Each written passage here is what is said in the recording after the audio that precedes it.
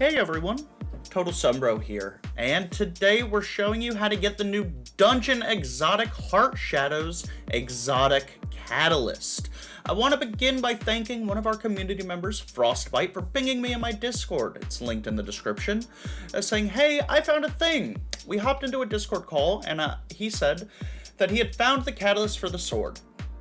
So, naturally, I figured I needed to share it with you all.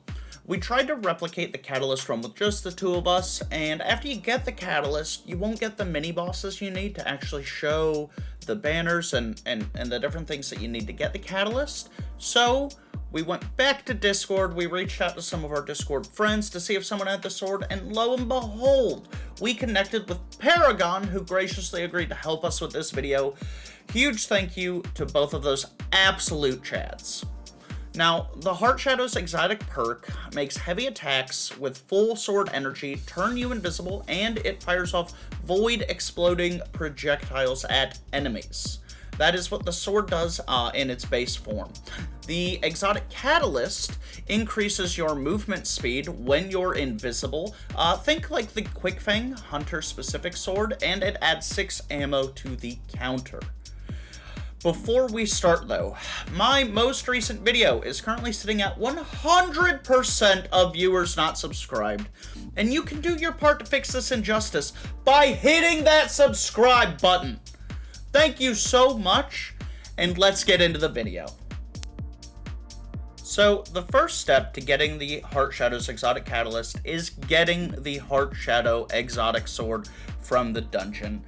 We're going to carry on in this video, assuming you have already done that step. It's just RNG, run the dungeon until you get the sword.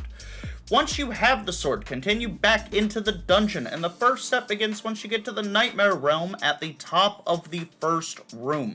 If you've collected Callus's repressed memories in the area, it'll look familiar to you as it's the same location that the first memory is located in. However, you can't see the mini-boss called Nightmares of Failed Assassin until you have got the sword to drop. Now, the Nightmares are named enemies. That is probably lore related, so if you like that, probably look for Bife's video on the topic.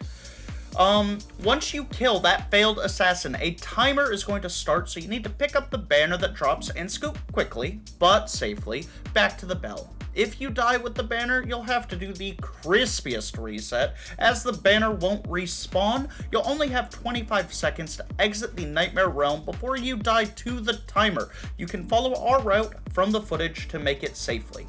Please note, once you exit the Nightmare Realm, the timer will reset, and you'll have 25 seconds when you enter back into the Nightmare Realm. You should clear all of the ads here to avoid bungee physics and or other general weirdness. That can happen.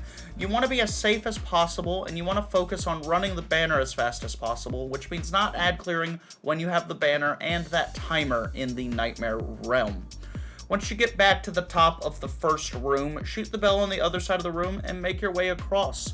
The first banner gets deposited behind the bell to exit the Nightmare Realm and continue.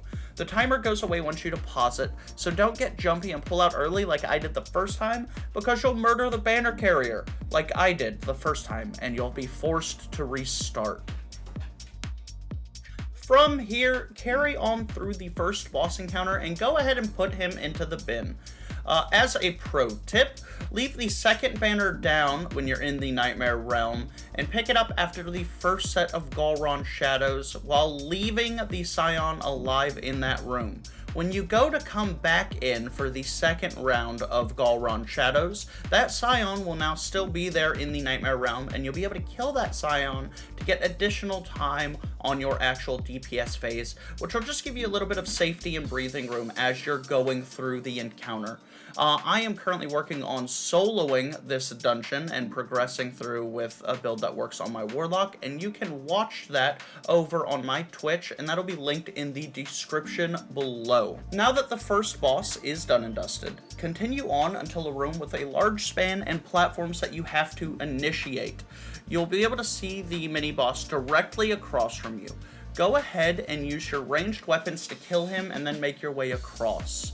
Note, because you aren't in the Nightmare Realm, you won't have a timer for this part. So once you pick up the banner, you have all the time you need. Just progress forward safely and carefully. You're immediately after picking up the banner going to come up to that first death slide. Power jumps will arrest your momentum so that you don't have to worry about dying with the banner and then having to reset your progress in the dungeon for the Catalyst run. So just make sure that you're being careful, approach it safely and carefully. Now, after you've gone through here, you're going to wind up at the room with the Galron statues.